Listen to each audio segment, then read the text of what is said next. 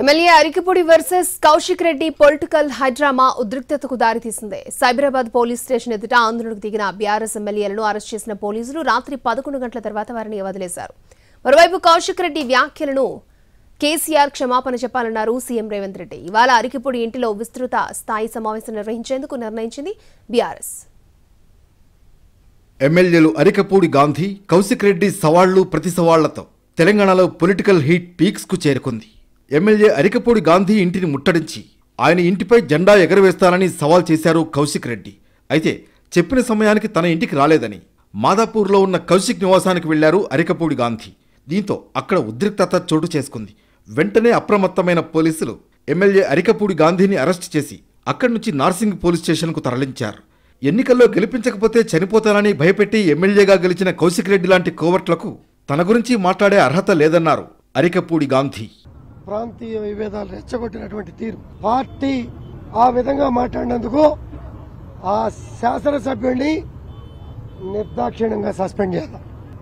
లేని పక్షంలో దీన్ని ప్రేరేపించి పార్టీ ప్రమేయం ఉందంటే పార్టీ బహిరంగంగా క్షమాపణ చెప్పాల్సిన అవసరం ఉంది.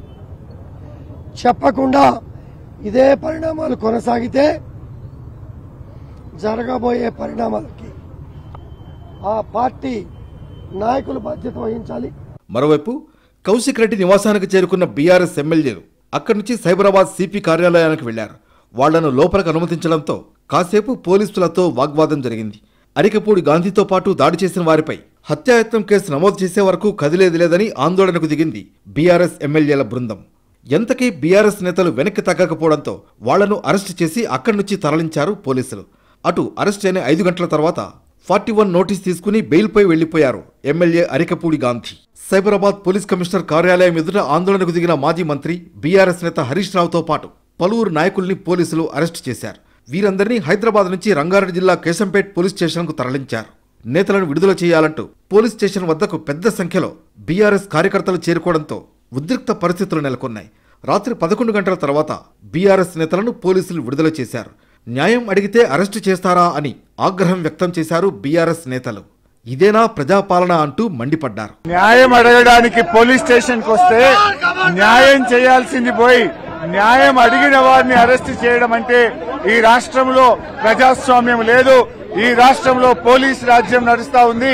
దీన్ని తీవ్రంగా ఖండిస్తా ఉన్నాం.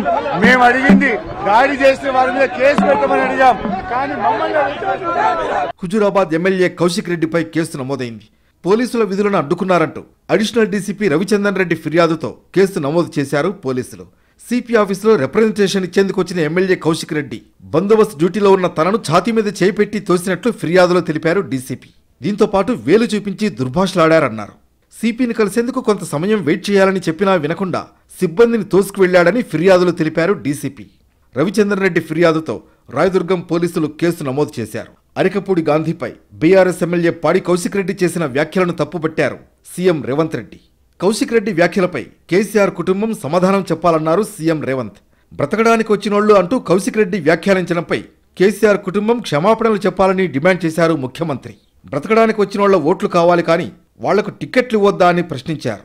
పబ్లిక్ అకౌంట్స్ కమిటీ చైర్మన్ పదవి ప్రతిపక్షానికే ఇచ్చామన్న సీఎం రేవంత్ బీఆర్ఎస్ హయాంలో పీఏసీ పదవిని కాంగ్రెస్కు కాకుండా ఎంఐఎంకి ఇచ్చారన్నారు. అప్పట్లో కాంగ్రెస్ ప్రతిపక్షంగా ఉంటే 2019 నుంచి అక్బరుద్దీన్ ఓవైసీ పీఏసీ చైర్మన్గా ఎలా ఉంటారని ప్రశ్నించారు సీఎం రేవంత్.